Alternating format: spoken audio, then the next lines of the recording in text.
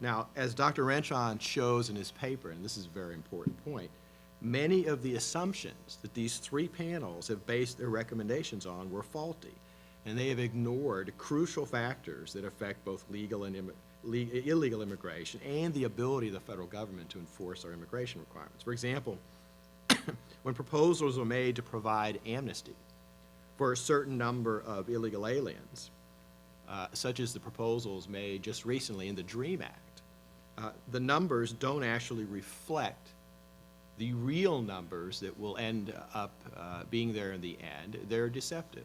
To give you a quick example, the estimates on the DREAM Act were that it would provide amnesty to anywhere between 1.1 million and 2 million illegal aliens.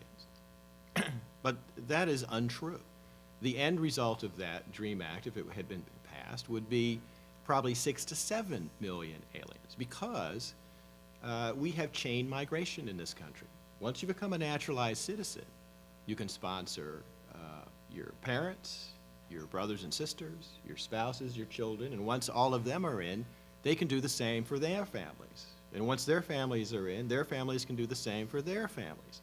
So that 2 million figure and the 1 million that supporters were throwing around is completely deceptive, because it did not show the actual end result of that kind of an amnesty program.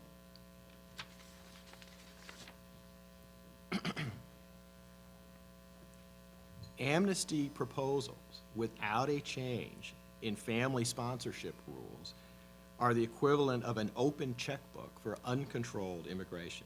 Yet none of the task forces could apparently come to an agreement on this key issue, and as Dr. Renshon said, none of them even considered this type of mass migration, which is a key issue in the immigration area. All three of these task force reports are permeated by the assumption of the members that we must offer amnesty to those who have broken our laws to come here, that there really is no other alternative, and that somehow it would be immoral to do otherwise. I believe that is a faulty assumption, one that is not the view of the American people, and I also think it is one that ignores a very important fact, and that is that we are a unique country in the world. Why are we unique? What makes us so different is because we are a country based on the rule of law.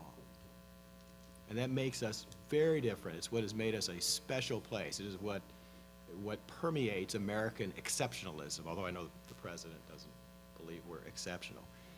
And the American people do not believe that individuals should be rewarded for breaking the law. And that is something that is behind almost every so-called comprehensive immigration reform package that has been put forward.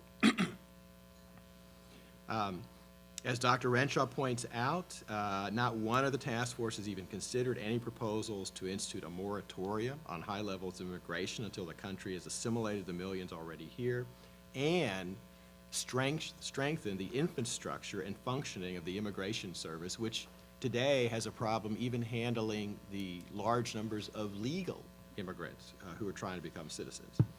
He doesn't necessarily recommend those solutions, but I think what is important is that he shows that those issues were not even considered by these task forces. Now, although Dr. Renshon is too polite to say so directly, I was certainly struck by what I thought was the deceptiveness and hypocrisy of these reports. They claim, for example, the mass deportation of illegal aliens is not possible, and the CFR report calls it morally unacceptable. Yet, these reports also say that strong enforcement of immigration rules against the hiring of illegal aliens by employers are the linchpin of effective enforcement.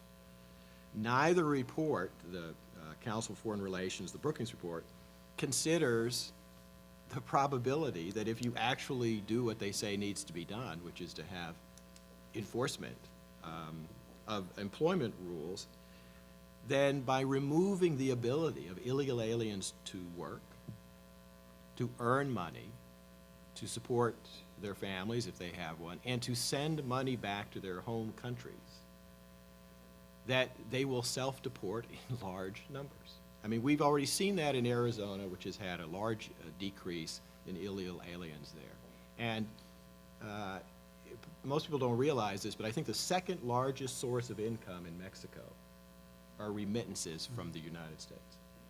And I could tell you that in fact, one of the problems with our not enforcing our rules against illegal immigration from Mexico is that we help prop up a inefficient and badly run government and a bad economic system in Mexico. Because as long as they have all this money coming back into the country from the United States, they don't have to make the changes that they should be making to, revitalize their economy.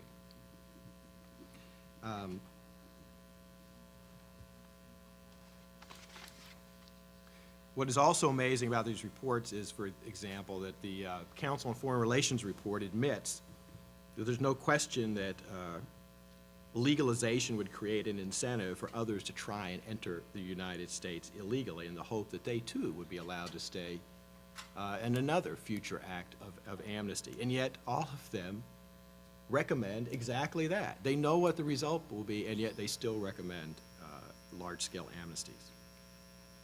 They also all conclude without any basis for doing so that an enforcement-first strategy is not a viable option.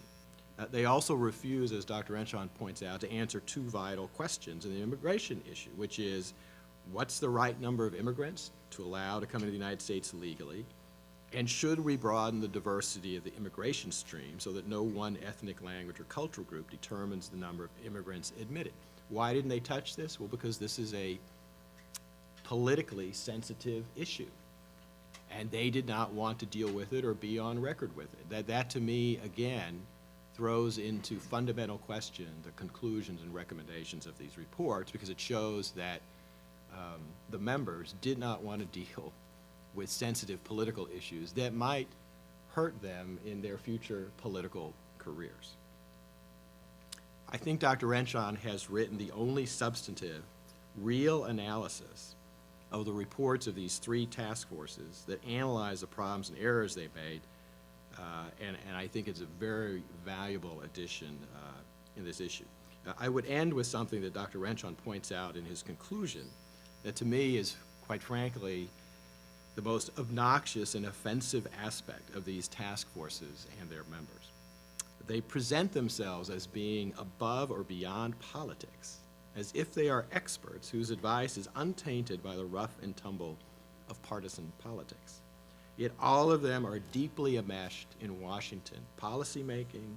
They're staffed by individuals who have worked in the government, either in appointed or elected positions in the past, and might very well do so again in the future. Their very reason for being and being on these task forces is to influence government policy. The idea that they are somehow wiser, better informed, and have better judgment about immigration issues than, as Dr. Renshon says, quote, the raucous din that is the sound of ordinary Americans demanding that their voices be heard and their preferences considered, is frankly typical of the arrogance that pervades Washington. It is anti-democratic and antithetical to our most basic principles of self-government. This paper is an important and vital addition to the work that's been done on immigration reforms and the problems we face in solving what is one of our most serious problems in this country.